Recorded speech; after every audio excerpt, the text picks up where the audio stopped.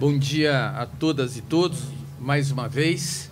Bem-vindos aqui ao Ministério Público, hoje para a gente falar um pouco a respeito dessa operação que foi deflagrada hoje pelo Grupo Especial de Combate aos Delitos Econômicos, o nosso GDEC. Eu estou aqui acompanhado dos doutores Roberto Bodini, do doutor Igor Volpato e do doutor João Recupero, que os três, além de outros promotores que ainda estão na operação, realizaram durante muitos meses investigações no âmbito de um procedimento de investigação criminal interno do Ministério Público a respeito de delitos de sonegação fiscal e de corrupção envolvendo fiscais, agentes públicos da Secretaria da Fazenda e empresas, né? Hoje vocês tiveram conhecimento a respeito de um empresário, de uma empresa muito conhecida, mas os promotores vão explicar que não são apenas o envolvimento dessas pessoas. E vão explicar também do que se tratou esse esquema de corrupção que, infelizmente, mais uma vez, apesar de todos os órgãos de controle existentes, apesar de toda a legislação, de maneira que eu digo muito triste, o Brasil ainda vê agentes públicos praticando atos dessa natureza. Quero aqui ressaltar também que esta é uma operação que foi realizada hoje, mas que não se encerrou hoje. Ela terá um desdobramento, já que foram apreendidos dinheiros, joias, criptomoedas, documentos principalmente, e que esses documentos precisarão ser analisados. E aqui ressaltar o apoio do secretário de Fazenda, como também da Secretaria da Fazenda, para os movimentos seguintes de verificação do total dos prejuízos eventualmente apurados e de tudo aquilo que foi encontrado durante essa operação. Então, desde logo, eu inicio passando a palavra para o doutor João Recupero, que vai iniciar vocês. Eu acho que o modelo, eles falam e seguindo as perguntas, né, Cláudio? Então, doutor João, parabéns pela atuação. A palavra é sua.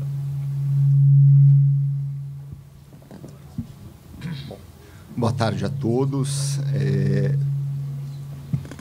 Primeiramente, agradecer ao Procurador-Geral e também os demais membros do GDEC, os servidores do Ministério Público que auxiliaram muito nessa operação de hoje. Como já adiantou o doutor Paulo, essa é uma operação que busca combater um esquema de corrupção que envolve alguns agentes fiscais da Receita Estadual, do lado do setor público, e algumas empresas do comércio varejista do lado privado. Segundo as nossas investigações, conseguiram, apurar, algumas empresas do comércio varejista passaram a pagar milhões, centenas de milhões de reais para auditores fiscais da Fazenda auxiliarem essas empresas a conseguirem o ressarcimento de créditos de ICMS que elas tinham na Secretaria da Fazenda. A gente, na data de hoje, deflagrou essa operação, cumprindo 19 mandados de busca e apreensão. Também foram cumpridos 3 mandados de prisão, 2 em relação a empresários que estavam envolvidos nesses crimes de corrupção e 1 em relação ao fiscal da Receita Estadual, que também estava envolvido, que, segundo as nossas investigações, seria o cérebro por trás desse esquema de corrupção. Outro fiscal da Fazenda Estadual também foi alvo de mandado de busca na presente data, e foi realizado o sequestro de bens de inúmeros dos investigados aqui nesse caso. Caso vocês tenham alguma dúvida, eu fico à disposição aqui para esclarecer. Não, antes disso, doutor Bodini, depois a primeira pergunta é sua, que você está ao vivo. Doutor, por favor.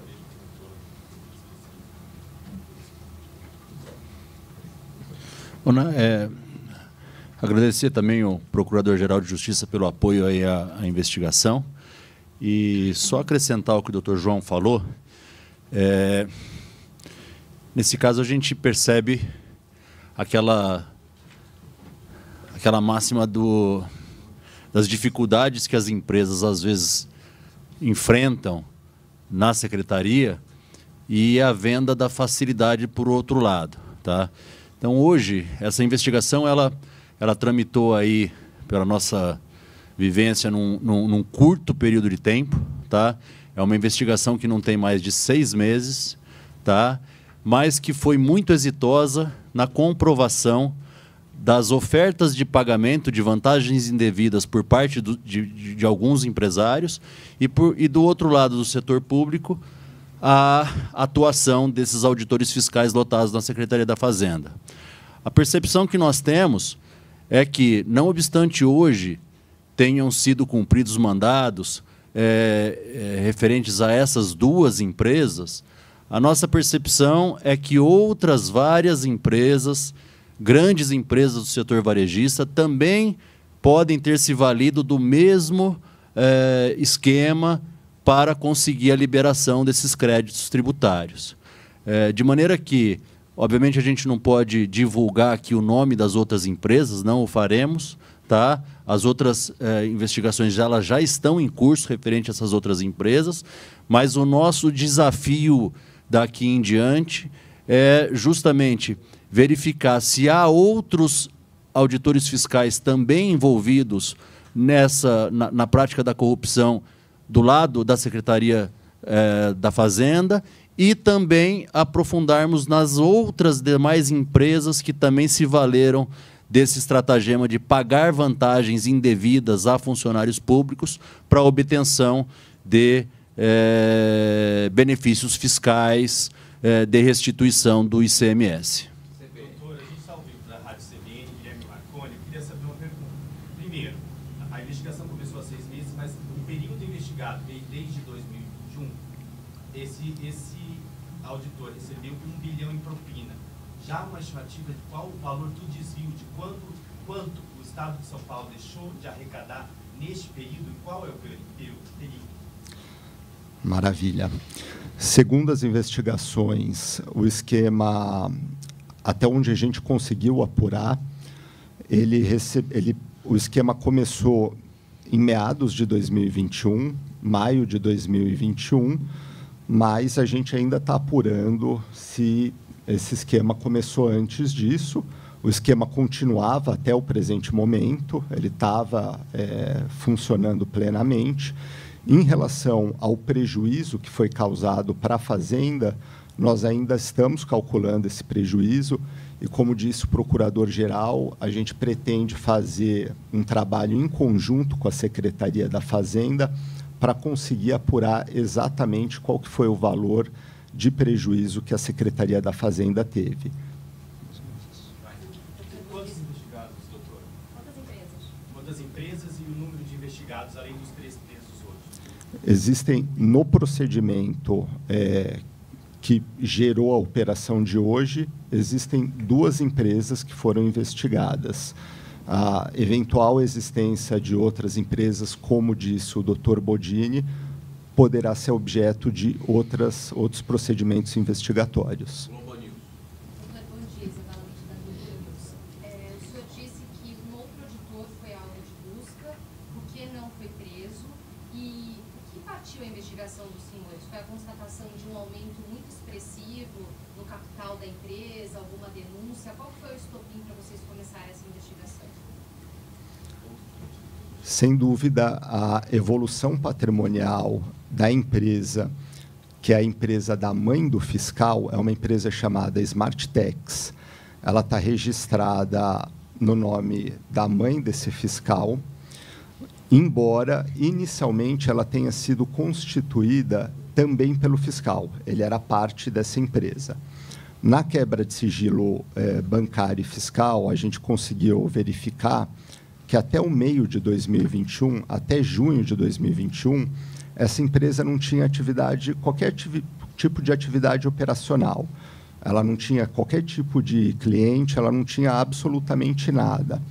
A partir do segundo semestre de 2021, ela passa a receber dezenas de milhões de reais apenas de uma empresa, que era a Fast Shop. No ano de 2022, ela recebe 60 e poucos milhões de reais também da Fast Shop. E por aí vai. Foi feita a quebra de sigilo fiscal dela e, pelos dados enviados pela Receita Federal, ela teria recebido só da Fast Shop, em valores brutos, mais de R$1 bilhão da Fast Shop. R$1 bilhão teria recebido, de acordo com o relatório que a gente recebeu da Receita Federal. A gente fez uma quebra de sigilo bancário também, em que foi possível apurar um período mais restrito do que aquele verificado pela Receita, cerca de 500 e poucos milhões de reais transferidos pela Fast para essa empresa, que era da mãe do fiscal, mas que, na prática, era operada pelo fiscal. A gente conseguiu detectar isso através de outras diligências que, na verdade, não era ela que operava a empresa, era o próprio fiscal. Análise de e-mails, agendamento de reuniões, como que vocês conseguiram utilizar isso? Nesse caso dessa investigação, a quebra de sigilo telemático foi fundamental, especialmente pela análise de e-mails, em que a gente conseguiu obter várias provas relacionadas ao funcionamento dessa empresa da Smarttex. João, se me permite só um minutinho, um esclarecimento. Bom dia a todos. As diligências ainda estão em andamento, então as buscas que foram feitas hoje são diligências de investigação. Então, essas estimativas, esses números, enfim, tudo isso ainda será mais especificado com a análise do material que foi objeto da busca e apreensão na data de hoje.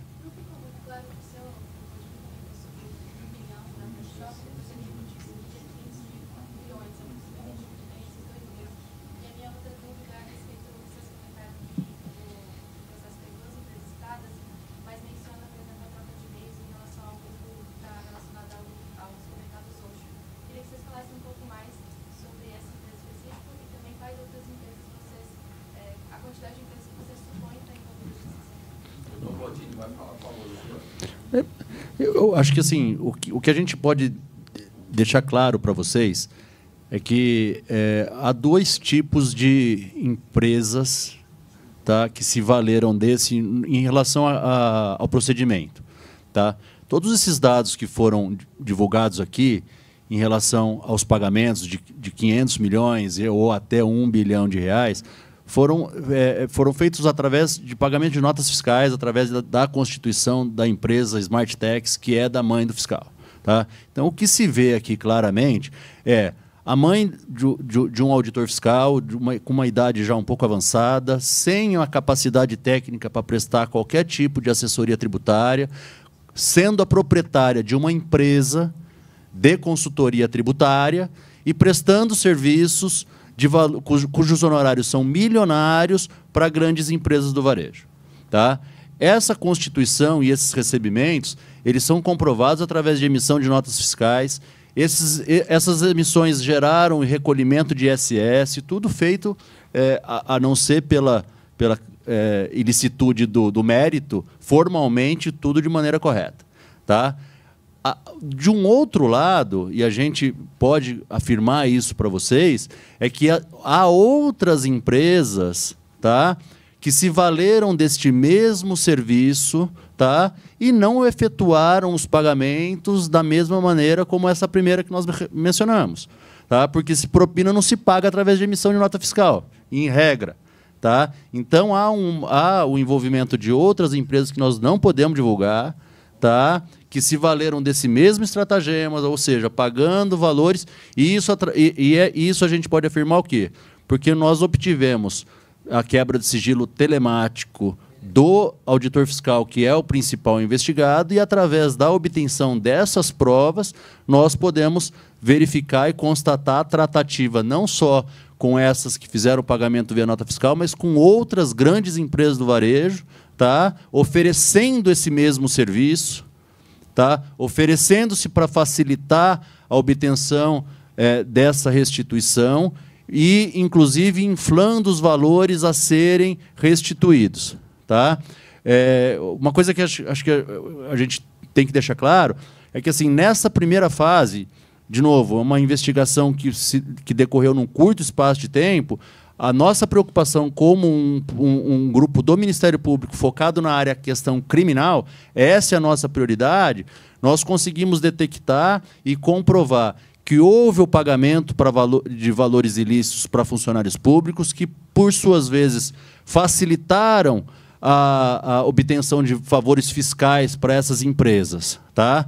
A partir de agora, a gente conta com a Secretaria da Fazenda, nós já estamos em contato com o secretário, já temos reuniões agendadas, a gente precisa da Secretaria da Fazenda, primeiro para revisar esse procedimento, porque fica muito claro para nós aqui que esses valores, que o entrave desse procedimento foi o que gerou aí não só a oferta, como o pagamento dos valores ilícitos. Tá? Mas para que a gente consiga melhorar este procedimento, facilitar legalmente, licitamente, que as empresas consigam as restituições que elas de fato tenham direito, tá?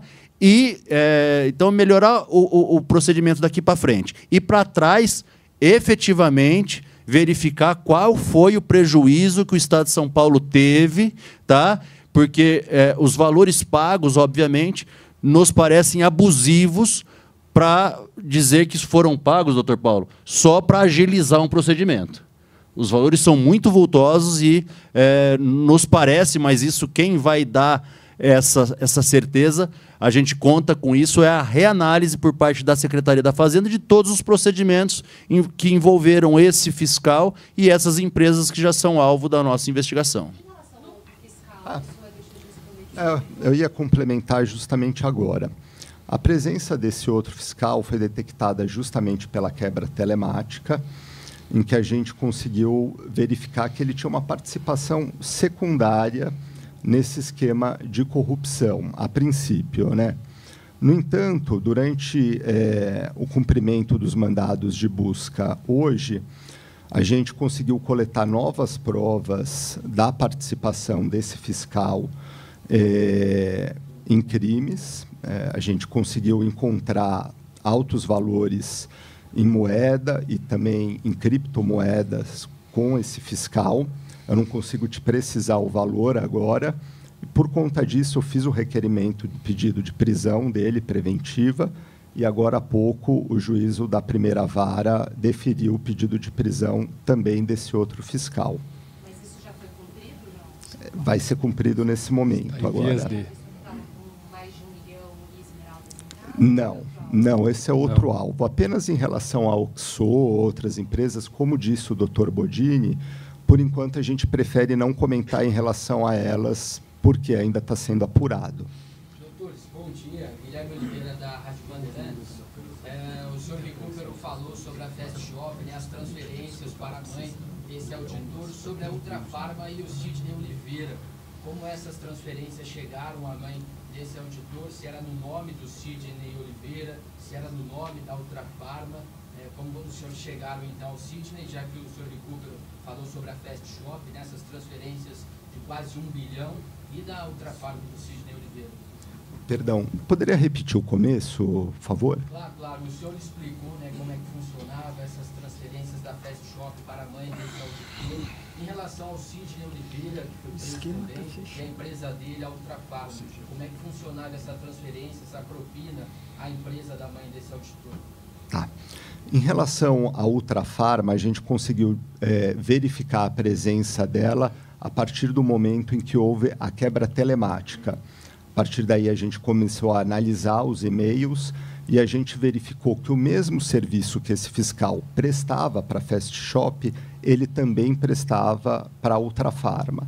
Era exatamente o mesmo serviço, que consistia em, desde coletar as notas fiscais e a documentação necessária para conseguir o ressarcimento, até mesmo depois fazer o próprio pedido de ressarcimento na Secretaria da Fazenda, e depois que era feito o pedido, ele acompanhava e ele mesmo deferia o ressarcimento de créditos. No tocante à Ultrafarma, esse fiscal, inclusive, tinha o próprio certificado digital da Ultrafarma para fazer os pedidos junto ao sistema da Cefaz. Então, foi através da quebra telemática que a gente conseguiu chegar na presença da Ultrafarma. Em relação aos pagamentos, um dos objetivos dessa operação de busca hoje é conseguir precisar de uma forma mais completa como eram feitos os pagamentos. Uma parte desses pagamentos a gente já conseguiu identificar pela quebra bancária. Agora, a gente busca coletar mais provas para saber se também havia pagamentos de outras formas. Por que a prisão do Sidney Oliveira e não de outra pessoa, por exemplo, dessa empresa da Ultrafarma? Não, da Ultrafarma, a gente conseguiu diagnosticar, verificar a presença de poucas pessoas que estavam participando, mas a principal delas, a que estava na posição de comando, era o proprietário da empresa, o proprietário da Ultrafarma. E na nossa visão aqui do grupo, a prisão das pessoas que estavam em posição de comando era muito importante, sobretudo porque daqui para frente a gente pretende ouvir os demais funcionários que estavam envolvidos nesse esquema. E com a prisão deles, nós acreditamos que existe uma menor possibilidade deles exercerem uma influência, uma pressão sobre esses funcionários. A gente precisa verificar se esses funcionários estavam apenas cumprindo ordens ou então se eles também tinham poder decisório sobre o esquema de corrupção.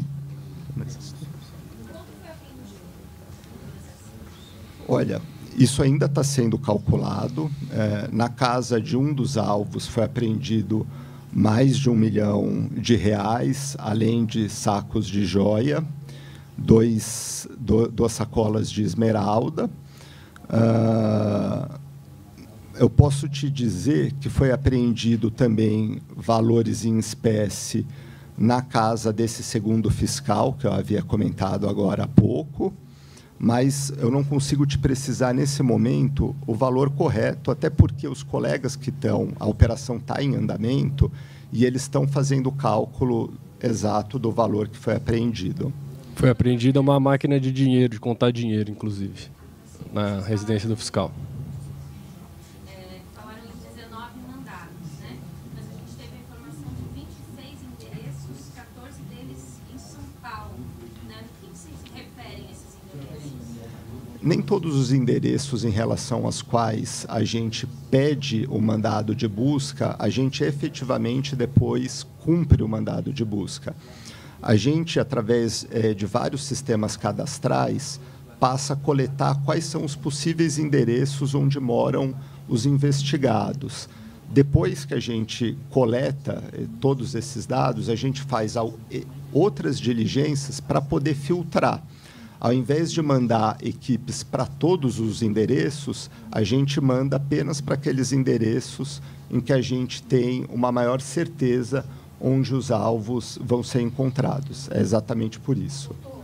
Adriana do Calor, a gente citou a informação hoje de manhã, numa apuração nossa, de que vocês conseguiram e-mails dos dias que vocês têm da troca de duas pessoas, o Arthur e hoje, que citam os nós da imprensa. Eu queria entender que informação já não está mencionada no Oxford, se esse na sinalização esse contrato com o Oxford foi fechado, ou vocês ainda estão em investigação e não sabem se esse contrato da Smart Tags da Kindle, né, e com a Oxford fechada. Não. Estão ainda apurando ou vocês...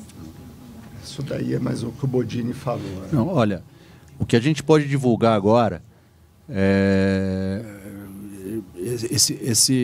a investigação está em curso, tá? E o esquema estava em curso. Então, essa quebra telemática que nós obtivemos, a gente tem algumas situações. Contratos, tá, dessa assessoria criminosa já em andamento, com pagamentos milionários realizados, e daí eu acho que fica mais factível verificar por que a diferença, tá? alguns contratos em negociação, tá? Empresas que estavam atualmente negociando com o fiscal, tá? Alguns estudos preliminares em relação a empresas que a gente não sabe se foram contactadas ou se eram empresas que o próprio fiscal estava prospectando para oferecer esse tipo de serviço.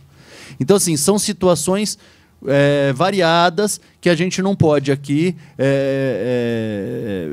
enfim, aquelas que estão um pouco para trás, vamos dizer assim, a gente não pode divulgar, tá? Então, não dá para a gente firmar aqui o que poderia, o que pode, o que está acontecendo em relação àquelas empresas que estão em situações diversas. Eu só queria ressaltar aqui do grupo que o que está absolutamente comprovado, absolutamente demonstrado por todo o grupo nas investigações é a existência do esquema. Isso está absolutamente fechado. A partir daí, vão se aprofundar as investigações para saber o que este esquema trouxe de consequências, quantas empresas envolvidas, quantas pessoas, quais os valores totais, e a partir de agora que vai se fechar isso. Então, foi muito importante se chegar à existência disso para que fosse interrompido o processo, tá? A partir daí, empresas que sabem que estão neste processo vão ter que se ver com a Justiça e com o Ministério Público, né? Isso já acontece um movimento natural a partir desse tipo de publicização que se dá à existência desse esquema. Raíssa, cidadão. O doutor Bodini falou que são valores muito vultuosos, talvez apenas para agilizar um procedimento. Como esse fiscal tinha controle sobre coleta de informação, algumas vezes até protocolar o procedimento, vocês desconfiam que ele pode ter autorizado, deferido o procedimento sem a documentação necessária? Ainda? Isso vai ser investigado? Tem algum elemento ou era Essa é uma análise que cabe à secretaria fazer, tá? Da nossa parte, eu acho que o fiscal, na verdade, ele solicitava documentação. Ele mandava e-mails falando, manda para mim essa documentação. Ele sabia qual que era a documentação, porque ele trabalhava na Secretaria da Fazenda. Quando eles mandavam algo errado, ele mesmo corrigia. Então, ele conseguia ter acesso porque ele se comunicava diariamente com o pessoal das empresas e solicitava essa documentação. E na posição, e aí ele tinha o certificado digital, ele fazia o pedido e ele deferia o crédito no final. E deferia, inclusive, a cessão de créditos. Vamos supor, ele deferia 20 milhões para a Fast Shop. A Fast Shop queria depois vender esses créditos. Esse fiscal também era responsável por dar autorização para isso. Então, ele conseguia via empresa mesmo. Esse é um ponto importante que ele pedia e deferia o pedido que ele mesmo fazia e ficava com o certificado da empresa, né? Então, era um ciclo completo. E só mais uma complemento. E há documentos também que foram obtidos pela gente que ele se valia e ele atestava que este procedimento não seria revisto internamente. Ele garantia à empresa, que estava pagando valores, por isso aí acho que talvez valores altos, de que aquele procedimento internamente não seria revisto, não sofreria qualquer tipo de refiscalização. Essa questão interna é que a gente vai ter que trabalhar junto agora com a Secretaria da Fazenda para saber como é que ele conseguiu, como é que ele tinha todo esse domínio em relação a este procedimento que envolve valores bilionários. E é um ponto importante que eu acho que precisa ficar destacado sobre o ângulo criminal, um crime desse, que é a corrupção ativa e passiva. O importante é saber, né, qual foi quem pagou, como pagou, etc. e tal. A questão do rombo, de qual foi o ilícito administrativo, o que ele deveria ter feito e não fez no aspecto funcional, isso é uma apuração da Secretaria da Fazenda, que se colocou à nossa inteira disposição para fazer essas apurações. Então, esse é um ponto que tem que ficar bem claro. Esse é um primeiro passo, né? A operação de hoje foi um start para uma investigação que vai se desdobrar em vários aspectos ainda, inclusive o administrativo e o cálculo da sonegação fiscal, que será feito aí será feito com a maior destreza possível, a gente tem certeza disso, pela Secretaria da Fazenda. Doutor, para o leigo, né, que vai assistir a gente depois, para a gente entender, essas operações que ele fazia, ele não poderia fazer, ou ele acelerou isso para colocar empresa A e B à frente desse processo, ou ele não tinha essa competência e aí gerou um prejuízo para os cofres públicos? Só para a gente entender qual que é o cerne do problema de uma forma mais didática, né? Para quem não é tão especialista como os senhores também entender qual foi o problema. Tá. Ele ajudava as empresas a conseguir o ressarcimento de várias formas, desde selecionar a documentação correta, porque, veja, não é um procedimento simples você conseguir o ressarcimento de créditos de ICMS. Mas é lícito? Sim, não é plenamente lícito. Toda empresa contribuinte, varejista, tem direito a ressarcimento de créditos de ICMS. Mas o procedimento que é feito para conseguir isso daí é muito complexo. O que esse fiscal fazia? Ele coletava a documentação que era necessária para isso, ele fazia o protocolo, ele fazia o acompanhamento e ele garantia o deferimento. E como disse o doutor Bodini, ele garantia que esse valor, esse crédito não seria mais depois revisto. Ele conseguia créditos superiores àqueles que a empresa tinha apurado. Então, a gente tem provas de que a empresa tinha apurado um valor A de ressarcimento de crédito e ele conseguia ressarcir um valor B que era muito superior. E a gente tem indícios de que ele fazia isso com uma maior agilidade do que outras empresas conseguiriam, mas isso a gente ainda está apurando. E foram inúmeros pedidos, não foi um pedido só. Então, a situação de cada um desses pedidos é uma situação individual que será avaliada pela esfera administrativa, né? Mas o importante, a senhora perguntou sobre a questão para um leigo entender, né? Ele, numa situação normal, na fisiologia do funcionamento, o contribuinte pede, o Estado, a administração, avalia, deferindo ou indeferindo. Aí o próprio fiscal, que tinha a assinatura eletrônica da empresa, pedia para ela e ele mesmo deferia. Agora, se ele deferia mais, se ele acelerava, tudo isso vai depender da análise de cada um desses procedimentos. Se algum podia ser a mais, e outro poderia ser acelerado, entendeu? Então, ele atuava nas duas pontas mediante o recebimento de vantagens indevidas. É isso que apontou a investigação. E é só para complementar o que o doutor João falou, a questão é assim, a gente conseguiu detectar também. Veja, a gente está conseguindo enxergar via uma medida judicial o que está acontecendo no âmbito da organização criminosa. E aí a gente vê a atuação do fiscal. Ora, eu acho que essa é uma questão que para a população, ora ajudando a empresa, ora ajudando, deferindo, o exemplo da eficiência, né? Mas essa eficiência custava os bilhões que ele recebeu a título de propina. E, por outro lado, foi detectado também, a gente vai apurar isso também, as empresas que não se valiam desse sistema, o desespero, podemos dizer isso, né, João? O desespero do desespero, porque, veja, os valores que as empresas têm direito de restituição do ICMS não só importam para ela, para que elas, de fato, tenham os valores em espécie, né, para que elas toquem a vida dela, mas como para lançar isso no balanço, como crédito. Isso melhora o resultado da empresa. Tá? E algumas empresas que foram mencionadas, que a gente aguarda também, doutor Paulo, porque eu acho que é uma fonte de informação dessas empresas que não se beneficiaram, não se valeram disso aí, que é, obviamente, a questão criminosa. O papel do fiscal é orientar, é analisar, é deferir o que é para ser deferido e indeferir o que é para ser indeferido, e assim, essa é a função pública dele. Ele não pode se valer dessa função pública para receber valores extravagantes de propina e facilitar a vida de quem está pagando. Essa é uma questão criminosa. Experimente, a empresa entra com o pedido de restituição. Tanto que nós detectamos que isso aí, em alguns casos, a empresa até desiste de fazer o pedido, tamanha a dificuldade que ela tem de se de se ressarcir, de restituir aquilo que de fato é devido. Agora, a questão social não tenham dúvida, tudo que a empresa deixa ela vai colocar no preço do produto que ela vende. Tá? E aquela que paga a propina vai embutir também o valor da propina nessa magnitude de milhões de reais no produto que todo mundo compra aqui.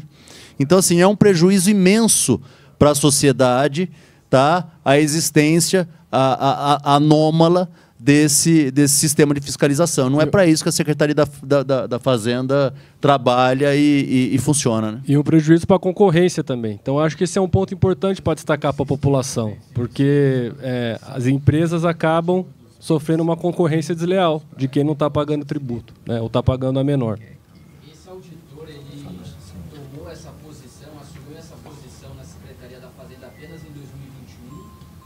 Ele já é antigo na Secretaria. Os senhores têm mais informação sobre ele? Ele já atuava no Departamento de Fiscalização, no DIFIS, ao menos desde 2018. Eu não vou conseguir te dar aqui a data precisa, porque eu posso me enganar.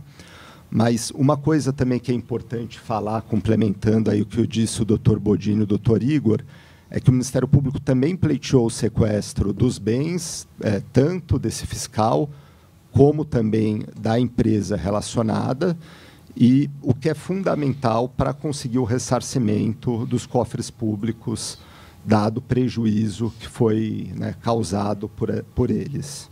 Doutor, eu queria aproveitar para perguntar, aliás, confirmar, né, onde esse auditor principal foi encontrado, né, foi preso, e também se além desse auditor e desse segundo funcionário da Fazenda, se haveriam outros funcionários que podem estar sendo investigados, outros auditores, até mesmo citados no processo com relação a isso. Esse auditor, o principal deles, o cérebro do esquema, foi preso no município de Ribeirão Pires. O outro fiscal, em relação ao qual saiu agora o mandado de prisão, foi preso, está sendo preso no município de São José dos Campos.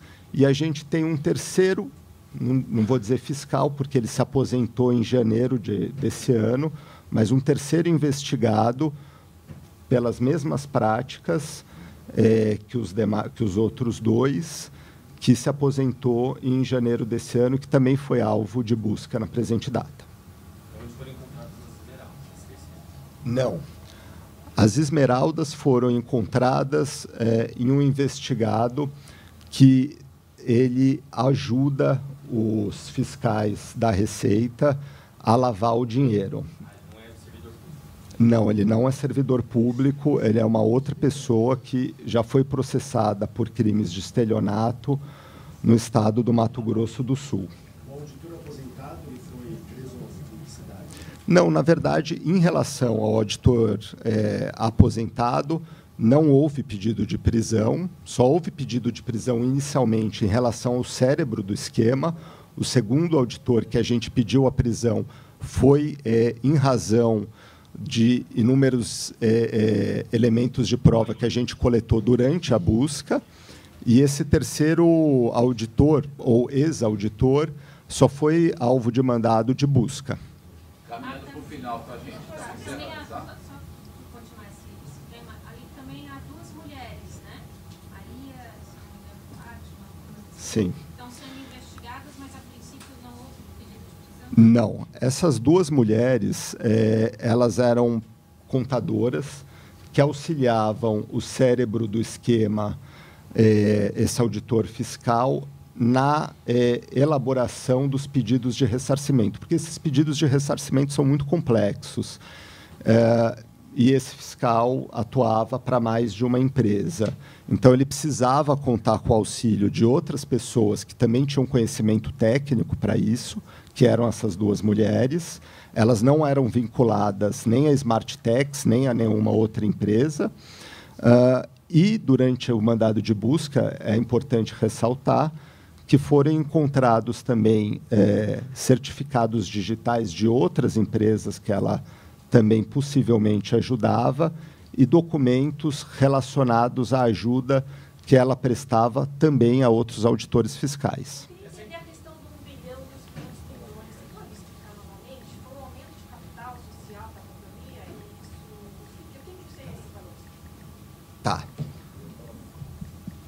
Em relação às informações da quebra de sigilo fiscal, a gente detectou um salto patrimonial muito grande da mãe do fiscal. Até o ano de 2021, ela declarou um patrimônio de cerca de R$411 mil no imposto de renda dela. No ano de 2023, ela declara um patrimônio de R$2 bilhões. Então, isso seria um salto patrimonial que indicava, né, a prática de lavagem de dinheiro, e, diante disso, a gente pediu a quebra telemática também em relação a ela. Essa Smart Tax, eu queria entender, ela só recebia uma empresa, eles consideram uma empresa de fachada só para receber propina, ou ela tinha uma estrutura, contador, ela captava essas empresas? A Smart não tinha nenhum funcionário. Ela era basicamente a única pessoa que atuava na empresa, era a mãe do fiscal. Ela era uma empresa de fachada, ela não tinha nenhum funcionário, era só a mãe do fiscal que não tinha formação técnica para atuar nessa área de assessoria tributária. A sede da empresa, a sede da empresa é a residência do fiscal em Ribeirão Pires, onde nós cumprimos o mandado de busca e apreensão e está sendo cumprido o mandado de prisão. É uma residência, é tudo menos uma empresa, tá? E a prestação de serviço da Smart Tax, pelo menos no aspecto fiscal, era exclusivamente com a Fast Shop. Era o único cliente, tá? Notas fiscais sequenciadas. Só prestava serviços para aquela empresa. E, obviamente, sem demérito qualquer, a empresa não tem qualquer capacidade, pelo menos fisicamente, de prestar serviço de assessoria tributária, ao menos nos valores recebidos a título de honorário. Absolutamente incompatível. Gostaria que você falasse um pouquinho também sobre o motivo do pedido de prisão temporária, porque havia um risco, talvez, deles saírem do país, existiam movimentações desses valores altíssimos fora do país também? Olha, o pedido de prisão temporária ele se fundamentou em vários motivos, né? Primeiro, a necessidade de ouvir diversas pessoas que estavam numa posição hierarquicamente inferior a eles, sem que fosse exercida uma pressão por parte dos alvos da prisão temporária. A questão das viagens, da possibilidade de fuga, também foi considerada ao pedir a prisão temporária. Então, foram inúmeros motivos, mas o principal foi poder fazer uma oitiva dos demais funcionários envolvidos sem uma pressão por parte deles. Eu queria falar um pouco da prisão do Ultrafar. A gente falou que você estava falando bastante da Fast Shop. Qual era o envolvimento do Ultrafar? A Ultrafarma, basicamente, se beneficiava dos mesmos serviços da Fast Shop, ou seja, esse fiscal, o principal protagonista do caso, ele, desde selecionar os documentos da Ultrafarma, ele também ele tinha o certificado digital da Ultrafarma, ele fazia os pedidos da Ultrafarma de ressarcimento de crédito, ele conseguia valores bem vultosos para a Ultrafarma de ressarcimento. Ele atuava, era uma atuação que é basicamente análoga àquela que ele prestava para a Fast Shop. Atenção, a última pergunta, vamos encerrar por causa da agenda dos doutores, ok? Metrópolis. A justificativa para a prisão dele é a mesma dada para o diretor da Fast Shop. E vocês falam na ação que o doutor Sidney, de alguma maneira, tinha um contato direto em alguns momentos, ele acompanhava. Vocês tiveram algumas informações que mostravam que o seu Sidney tinha plena consciência. Se puder também relatar melhor esse projeto. Sim, tanto ele como o diretor da Fast Shop, que foram alvos de mandado de prisão, eles que comandavam o esquema, cada um na respectiva empresa, de corrupção com esse fiscal. Via e-mails, né? Vocês conseguiram acesso a e-mails do seu Sidney ou junto com o Arthur, né? Tem alguns dados ali? Perfeito, exatamente isso. Exatamente isso. Encerramos, gente. Quem precisa precisar permanecer aqui na sala, pode, tá? Olha, eu só queria agradecer mais uma vez, Cláudio, e dizer o seguinte, que os desdobramentos dessa operação na política de comunicação do Ministério Público, nós vamos continuar atualizando todos vocês a cada passo significativo da operação, viu? Fiquem tranquilos, o objetivo é informar. Obrigado, gente. Obrigado.